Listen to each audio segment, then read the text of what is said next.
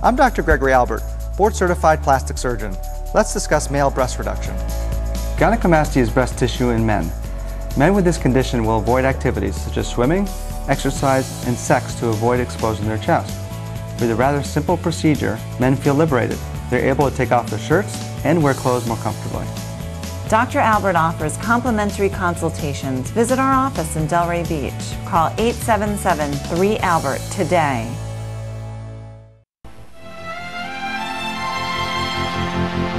I'm Dr. Kenneth Levine. Welcome back to Health Talk, WEYW19.com and Uverse. I'm here with Iris Cohen. Iris, let's talk about drug interactions and how it is avoided. What's the best way to avoid drug interactions? The best way to avoid drug interactions is to always go to the same pharmacy if possible. Because if you always go to the same pharmacy, they have a record of what you're taking.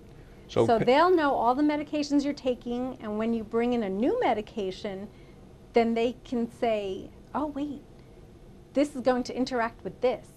And then they can make an intervention. Patients who go to Walmart or Costco or CVS or Walgreens, and I apologize to whichever other ones I don't mention, that could be an issue for them, right? Right, because let's say you're a female. I'll use this as an example, and you're going to Walmart to get your birth control, and then you go to Publix to get your antibiotic. Well, the Publix pharmacist is not going to know you're on birth control and may not counsel you to take double birth control. Right. Because a lot of antibiotics can interfere with the birth control, the aspect of the birth control pills. Right. Decrease the effectiveness, and then you'll have a little surprise. Right. We have that on our prescriptions, like fibromycin. Tetracycline would interfere with the birth control aspects of the birth control pill, as amoxicillin wouldn't do that. So that.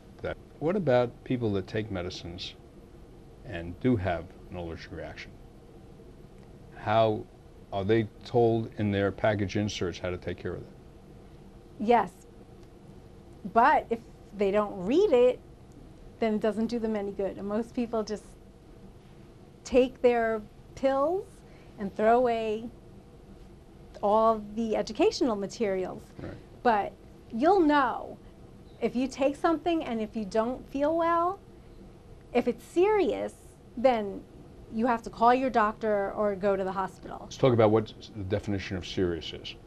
Serious is life-threatening. Your face swells up, your tongue, your lips swell up, you faint, fall, right? Rash, hives, can't breathe, your throat closes up. That's a bad reaction, right? Those are bad reactions. Okay. Non-bad reactions that you don't have to go to the hospital for is vomiting. Diarrhea, constipation, abdominal. Itching. Itching's very common with pain medicine, and that's just an antihistamine reaction. Right. It's not an allergic reaction, because if you give 100 people morphine, 90 of them will feel a little itchy. People taking other people's medications. Okay. All right, that's a common thing. That is. All right. And talk about the dangers of that. Yes, and that is a big tip that I was going to share with you, is don't share your medicine.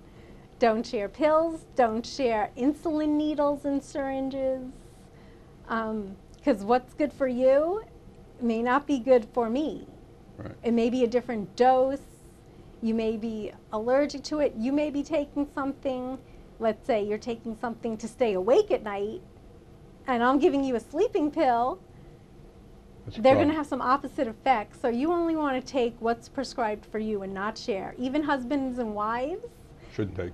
They shouldn't share. Let's talk about brand name versus generic. Okay. Most insurance plans would prefer that you take the generic if it's available. Right. What is the industry thoughts about that? Well, some medications only have a brand name.